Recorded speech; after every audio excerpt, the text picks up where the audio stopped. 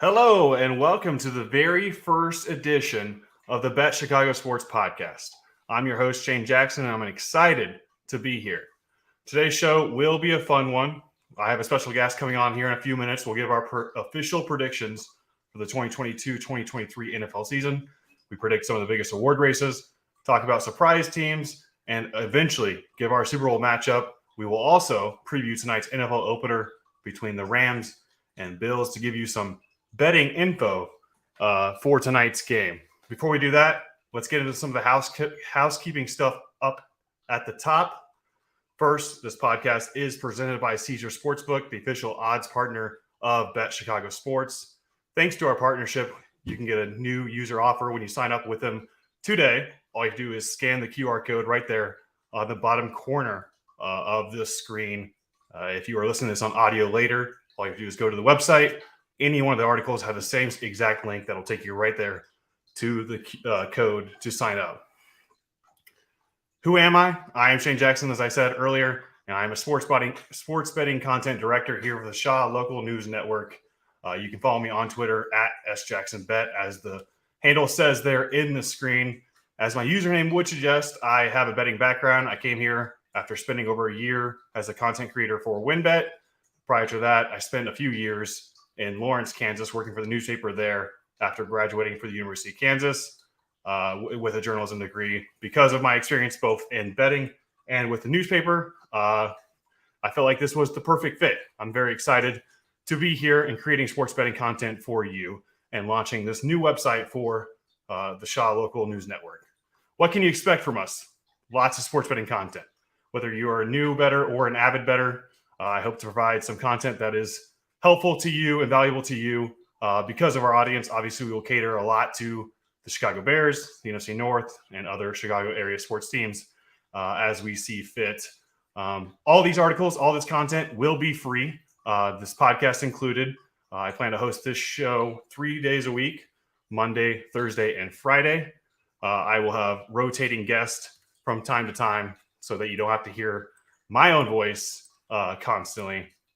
And I promise to get way better at this podcast and hosting a show. It's been a while since I have sat in front of a camera and started talking constantly. And honestly, it's kind of hard doing it by yourself. And so that's why I do plan to rotate guests from time to time for that. Again, if you want to sign up today for Caesar Sportsbook, you just scan the QR code. You can get a special offer from them when you sign up today using that QR code. And there's been lots of content at shawlocal.com/bet.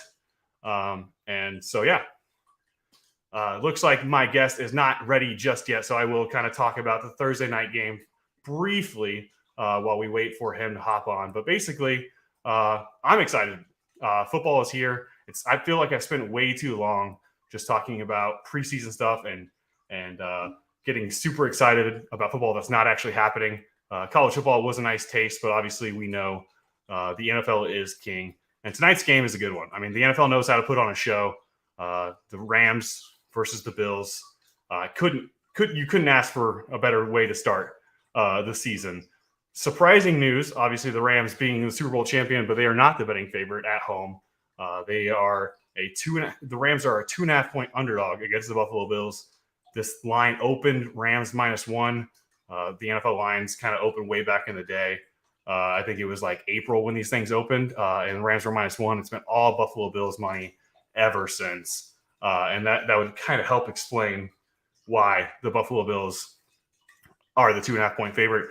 It makes sense. I mean, if you look at every single power ranking, mine included, I have a power rankings list over at shawlocal.com/bet where I just rank the entire NFL teams based off my power ratings. I put the Bills at top. Everyone put the Bills at top. They are, the team to beat going into the year, which is interesting, right? Because they haven't been in a position like this. It's usually been, maybe the Chiefs or the Bucks for the last few years. Bills haven't won anything, and they are kind of the hunted, right? They are the number one team. Can they handle that? Can they handle that kind of expectation? We will see. I do find that interesting, though. They weren't even in the AFC Championship game, and now all of a sudden they are, everyone's pick to win the Super Bowl. If you look at, on Twitter yesterday, a bunch of people were giving out their predictions. There was a screenshot. Basically, everyone picked the Bills over some sort of opponent in the NFC. And again, this team was, lost in the divisional round. They were 13 seconds away from maybe advancing to the AFC Championship and having a different story, obviously, to their season. But they still did not get there to the Final Four or even the Final Two. So it's just kind of interesting how we've all agreed that they are the team to beat, myself included. I think my power ratings, I make them a full point better than the second best team, which is the Chiefs in my mind. I think there's a buy low opportunity on the Kansas City Chiefs because they still have Patrick Mahomes. They still have Andy Reid. Tyreek Hill might have been traded, but I think, the moves they made in the offseason made it this more of a complete roster compared to previous years. But we'll get to that more later when Nick hops on. He was having car troubles. I originally planned for this show to be about 45 minutes ago, but we were kind of waiting for him to get in a position where he can hop on and give predictions. All these predictions are going to be based off an article I wrote earlier that appeared on the website today. Again, that's at shawlocal.com/bet, where I predicted the award winners for the biggest awards. That was MVP, Offensive Player of the Year, Defense Player of the Year, Coach of the Year, and other awards like that. And then eventually got into the playoffs and the Super Bowl and the conference championship, stuff like that. So spoiler alert, you can read all my answers while this podcast is going on because I've already released them. And I'm just basically going to read some bullet points from that for my picks. But I'm really excited about Nick giving his picks because he correctly predicted the Rams win the Super Bowl last year, several months in advance. I think it might have been in like winter of the previous year, and he had the Rams winning the Super Bowl and tweeted it out into the public, and they eventually did, obviously. And I am a person who doubted the Rams last year, will doubt the Rams this year. So I consider that quite impressive. Yes, this is a new Chicago podcast. Again, if you missed the top, this is the Bet Chicago Sports Podcast. Basically, as the name would say, this is going to be a sports betting podcast. I will cater this more towards the Bears and the NFC North and local teams. But I do think there's room for talking about other things, right? A lot of today's show is going to be about just predicting the NFL, what's going to happen, and the Thursday Night Football opener as well. And speaking of which, Nick is finally able to hop on, so we will introduce him now. What is up, Nick? How is it going? What up, man? How you doing? Nice to finally connect. I gotta say, this is gonna be the first of its kind. I've never done a show or an interview or a call while I'm walking and moving, but due to circumstances, this is where we're at right now, Shane. This is Nick Diaz. I was very worried about not pronouncing his last name right, so I think I got that right. He's the host of the Veterans Minimum podcast, I believe. He is with the Blue Wire Podcast Network, and he is a content creator for WinBet, which is how we know each other, right? Through our WinBet ties. So excited to have you here. I was explaining before you got on that you correctly predicted the Super Bowl of the Rams winning it all several months in advance. So can you just kind of talk about that real quick before we get in our predictions? What led you to picking the Rams, and just kind of what is it like watching them last year? Yeah, man. So I think that all came down to a combination of a lot of things. One of them is I've always been a pro Matthew Stafford guy. And I felt like a lot of athletes, especially quarterbacks, they get a rough deal based on the circumstance and situation they're put in. The Detroit Lions are literally known for having their two greatest players of all time retire early because they didn't want to deal with that organization.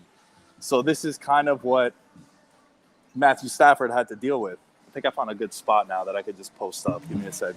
So like Matthew Stafford, right? I've always been a Matthew Stafford guy, and I felt as if the missing piece for the Rams, being someone who has followed the Rams for a long time, I felt like all they needed was a quarterback to really unlock the McVay playbook.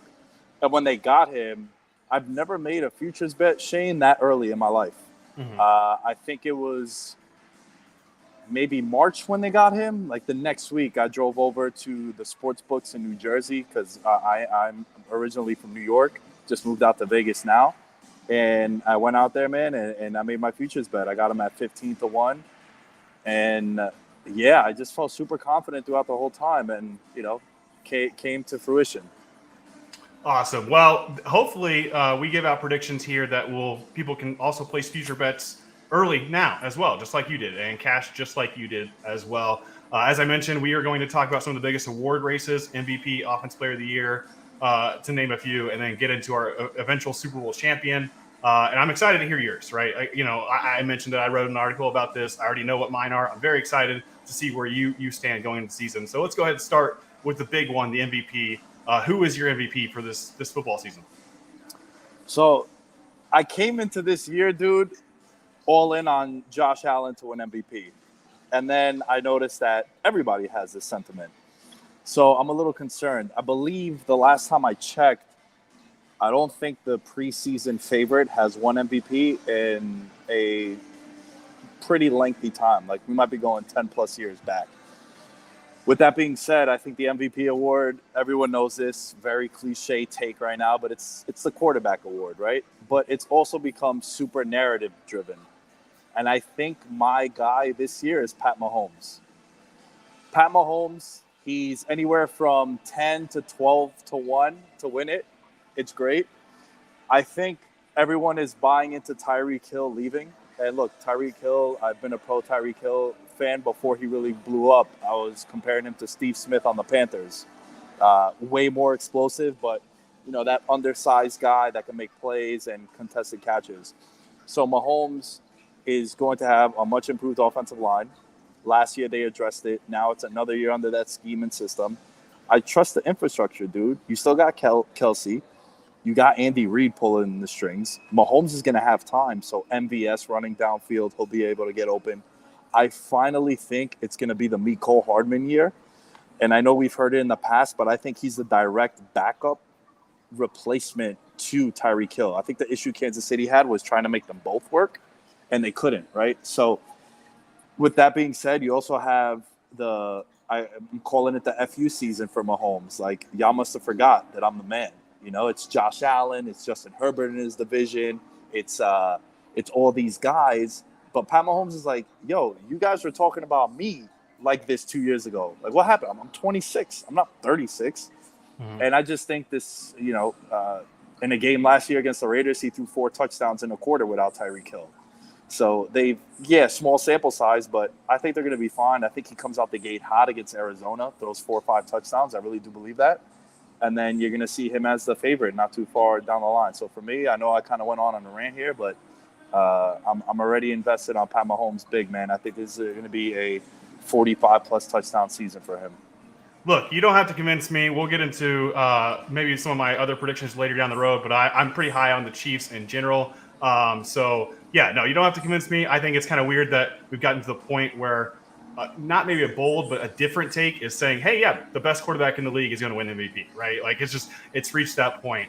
I did like what you mentioned, though, about how the favorite has not really won the award recently. Actually, the last 4 MVPs have been 1,100 or longer odds entering the year. And so that essentially eliminates Allen, Mahomes, Herbert, Brady, Rodgers in a lot of places, right? If you're looking at it from that, obviously that trend could end because those are some of the best quarterbacks in the NFL. But that leads me to believe I think Joe Burrow enters the year a little bit underrated, and he's my MVP pick. I fully expected to fade the Cincinnati Bengals going into this year. I mean, they were on the right side of a lot of coin flip games last year during the postseason run. They were 17th in overall DVOA. They were 19th in defensive DVOA. But Joe Burrow was really good, right? He was the top graded quarterback by Pro Football Focus. He was insane from a clean pocket.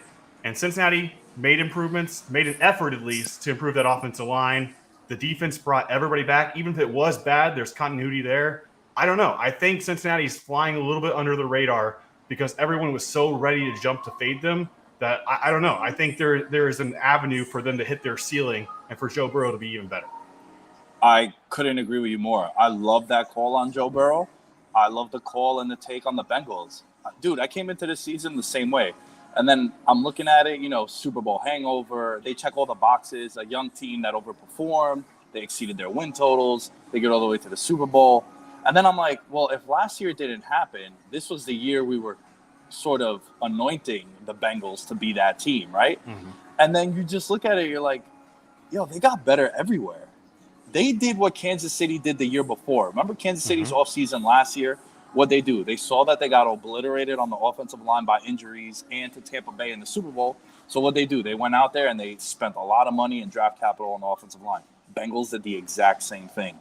And yeah, their defense isn't legit, but it's another year together. And I went into this wanting to fade under bets on their win total, and now I'm like, the Baltimore love grew so substantially that I'm like, yo, the Bengals are the side, I think, right now.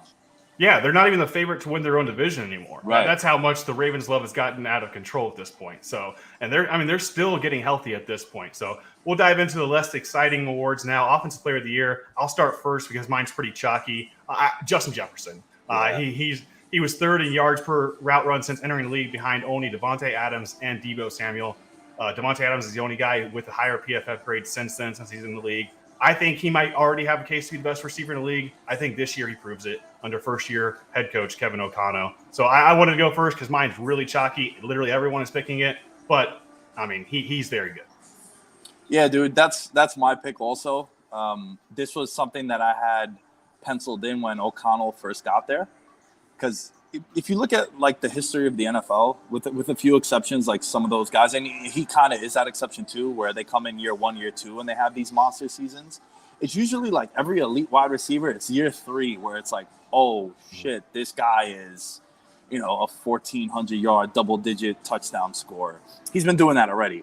And I think him in that, like, Cooper Kupp role for O'Connell, we'll get to O'Connell in a little bit. I got him for something else as well, but I'm a little worried that everyone's on Justin Jefferson too, but sometimes the public is right, man. And I think like if he stays healthy, they're going to be more pass heavy, and I think he checks all the boxes for that. So he was my pick as well. So I agree with you on that. Speaking of the Vikings, let's continue that love. Who's your coach of the year? I mean, dude, you wrote an article a couple of weeks ago, and I couldn't agree with you more. I was kind of taking my hiatus from Twitter. I always do it like around middle of August before things really start ramping up because, as you know, man, we're on social media all the time, so it can be a little draining. And I knew how busy I'm going to be with this football season, as are you. I wanted to step away, and then I saw your article, and I'm like, damn, this dude, we're on the same page. He checks all the boxes, right? Like, I think 3 of the last 5 winners have been first time. It's been their first year coaching, head coaching position. You need to get on average, I think it's 10.5 wins or more. So let's just say 11. And I think the improvement of him to Mike Zimmer is immediately 2 wins more. This was an 8-win team last year. I think the Vikings are going to win the division. I know it's crazy because I'm betting on Kirk Cousins as opposed to Aaron Rodgers. But it's the trend, right? The McVay coaching branch, the Jay Gruden coaching branch, it's very successful. You've seen that with Matt LaFleur. You've seen that with Kyle Shanahan. You've seen that with Sean McVay also. So I think Minnesota, I have them as high as the 2 seed in the NFC. I'm really buying all the Minnesota stocks. So to me, it's Kevin O'Connell, man. And Shane, correct me if I'm wrong. Isn't he like the favorite now? Well, at Caesar Sportsbook right now, Brandon Staley is actually the favorite. I don't. But yeah, he is surging up. Yeah, it does not make any sense. I did go with a different pick, and I will mention that because Kevin O'Connell's the guy I bet. You're right. He's the person I think he's going to win this award, but I went different because I wanted to have a different pick than you. Mine's Doug Peterson. And so the thought process here is, as you mentioned, 9 of the last 10 winners have led a team to a double-digit win total. They have not been a preseason double-digit win total team. So that makes Brandon Staley not able to win this award. The Chargers have a 10.5 win total. They can't win this award, theoretically, if you use recent history. So I think it's the Jags. If the Jags play in a weak division, they are kind of becoming everyone's surprise team to come out of nowhere, and kind of for good reason, right? Trevor Lawrence, the former number 1 overall pick, can lead this team maybe from worst to first, similar to how Joe Burrow did it with Cincinnati just last year. So I could see it happening, and therefore I see an avenue for Doug Peterson winning this award. And we forget, the last time he spent a lot of money crazily in the offseason was with the Eagles, and they went to a Super Bowl year. So I just think Doug Peterson is a very valid candidate. I think he's second in odds at Caesar Sportsbook. But he would be my pick if I didn't already bet Kevin O'Connell. I love it. I actually, before I left back home, one of the bets I made was very small, nothing too crazy, but just to say that I bet it. I bet the Jaguars to win the South. And the reason why I did it was kind of a spiteful bet to one of my buddies because he said, a bet that I like is for the Jaguars to make the playoffs. And there was like plus 350. I'm like, dude, why would you bet that? Why not bet them to win the division at 8-1? He's like, there's no way they win the division. I'm like, well, then there's no way they make the playoffs. Because the AFC is so stacked that I think the only way they can make the playoffs is to win the division. So why not bet them at plus 800 at the time to win the division? So I just threw $20 on it, and I'm like, I'm gonna hold this down so I can show you when the time comes, if it does happen. All right, real quick, you don't have to list all your playoff teams, but is there any team that you think is going to surprise and make the playoffs, or surprise it and don't make the playoffs? Because every year this happens, right? And so give me just kind of your highlights from your playoff teams. Yeah, man, I think since they expanded to 14 teams, we get on average of 6 new teams every year in the playoffs. In the AFC, I got the Chargers to make the playoffs. I got the Chiefs to make the playoffs. I have Bengals and Ravens. I got the Bills and the Dolphins. And then I have the Colts winning the South, but I did bet the Jaguars to win the South, if that makes sense. So, like, if we're trying to actually hit on these, I took the Colts as, like, a pick. So that's my AFC. And then my NFC is Philly. I know everyone's on Philly now, but I was on Philly the moment they got A.J. Brown.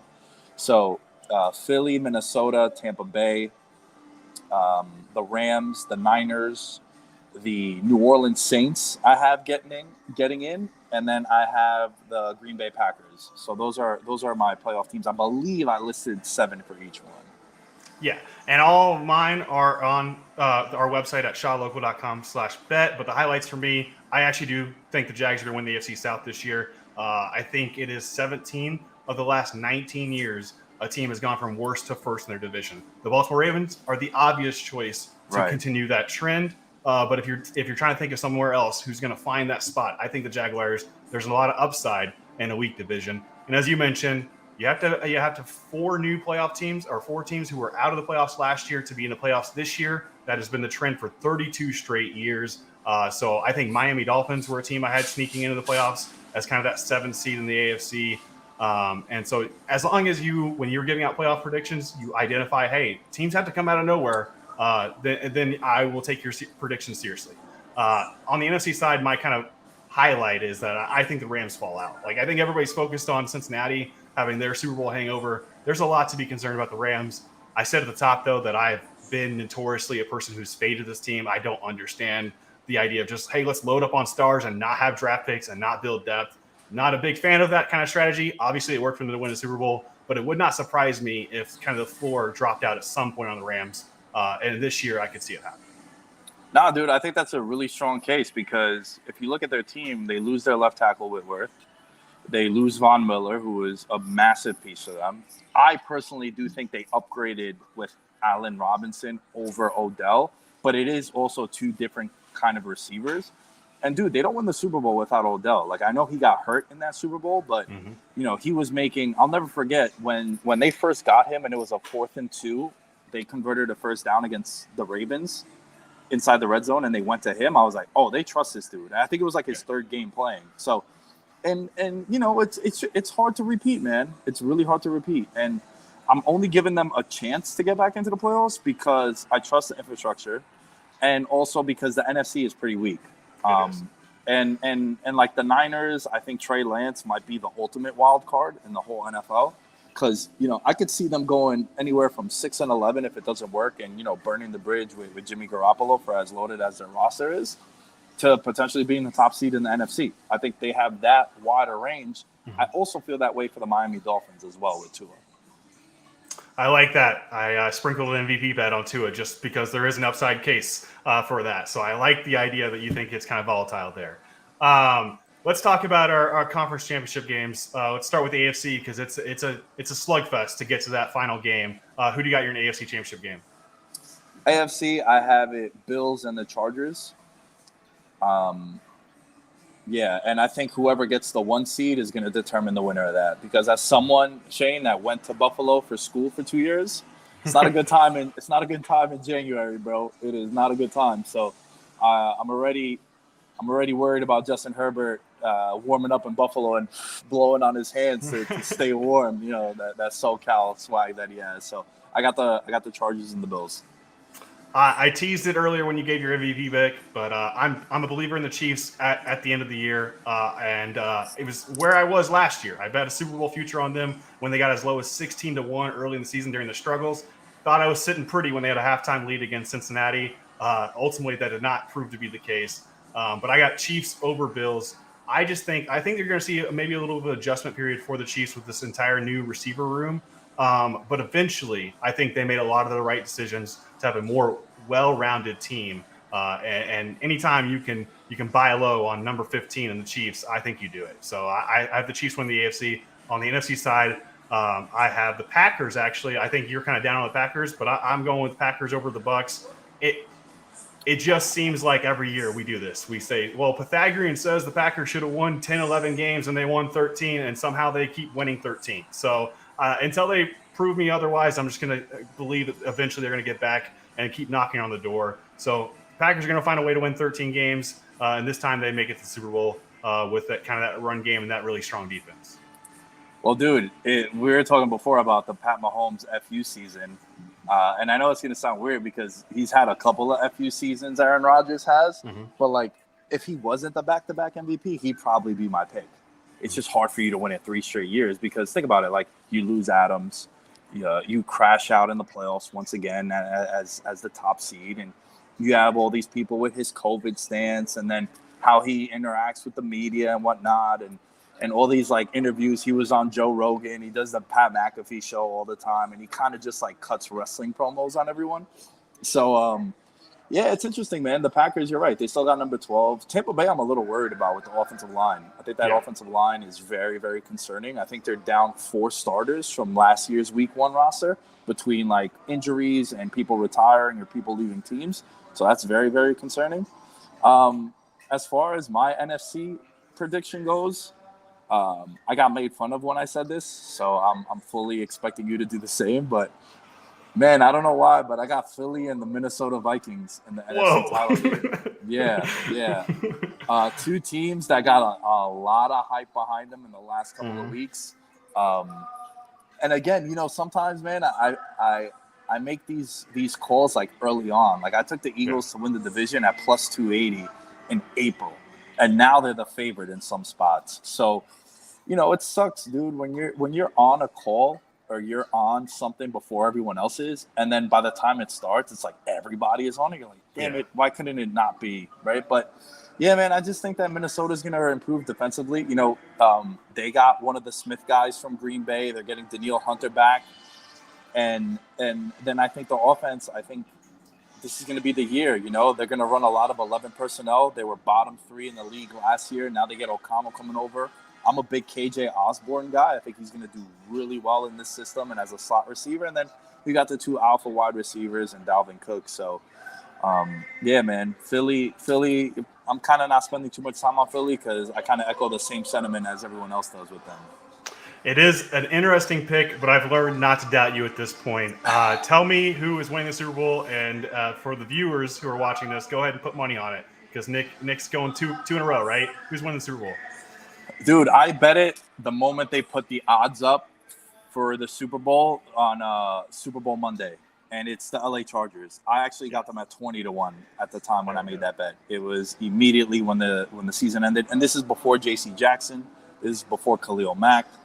I just think this idea that everyone says, oh, same old Chargers hype. Oh, it's the same old Chargers. They have the most talented roster. We've said this before. Yeah, we have. But you know what's different now, Shane? Number 10 over there. That dude is a certified stud, man. And I think him being there, you can't use those same takes with the Chargers all these years prior. Because, like, for as great as Phillip Rivers was, and I was always a Phillip Rivers guy and still am, Herbert is at that level of, like, Josh Allen, Pat Mahomes, Aaron Rodgers, where, like, Rivers was never with Peyton and with Brady and those guys that he was paired with, Big Ben. Mm-hmm. So to me, man, I think it's the Chargers. I know the division is really hard, but I think the Chargers are also a really good team. So you got to go. It's not just, the Chargers got to play the Broncos and Raiders. It's like, no, those teams got to play them too. So I'm on the Chargers, man. I think you could get them as high as 14-1 now. it's kind of that sweet spot, you know, like in the teens is where I like to live when I'm making these bets for futures. I believe since I think the Giants won the Super Bowl in 2011, we've only had three teams with 20-1 odds or more win the Super Bowl. And it's been the Eagles in 2017. It was the one of those Seahawks teams at 20-1, and then it was the Giants at 25-1. So, like, you know, it's very rare that you'll see a Bengals 300-1 preseason make the Super Bowl, let alone win it. So to me, man, 14-1 right now. I love it. I love it all the way down to 12 if it does get there. But yeah, man, I'm on the LA Chargers. I think the Super Bowl, I've been saying the Super Bowl is staying in LA, but it's switching teams. Back-to-back LA teams. I love it. I actually knew that that's what you're going to pick, and so that's kind of the reason why I wanted you on. I'm staying in the AFC West. I'm riding with the Chiefs again for the second time. At some point, I'm going to try to buy low on them. Hopefully, they start off a little bit slower again, and I can get another Super Bowl future. I will continue to do so as long as they have Patrick Mahomes and Andy Reid, and continue to believe in this team as long as they have Patrick Mahomes and Andy Reid. So not that much of a hot take, but feels somewhat of a hot take at this point because everyone's in on the Bills. But I'm riding with the Chiefs to win the Super Bowl over the Packers. Finally, get the Mahomes-Rodgers showdown that we so desperately need. Hey, man, I also like that thing that you said about buying low because I don't know if you caught this, but the Chiefs are the first team in NFL history where their first 8 games out the gates are against playoff teams from the year before. And I know, like, sometimes those are, like, misleading because, like, I think my favorite bet, dude, across the entire NFL is under 9.5 for the Titans. I don't see it one bit. I think they are a prime regression candidate. I hated them going into last season. If one of the receivers went down, now they lost both of them. So, like, to me, the Titans, right? But so it's all subjective to how you're handicapping what these teams are going to be this year. But I think, you know, maybe the Chiefs are like last year, 3-4, and you could get them at 15-20-1. And then Mahomes, I think I might double down and, you know, maybe get them at an 18-1 and bet them again for MVP. So I do like your take, man. I think you brought up some really strong points about the Chiefs and Mahomes.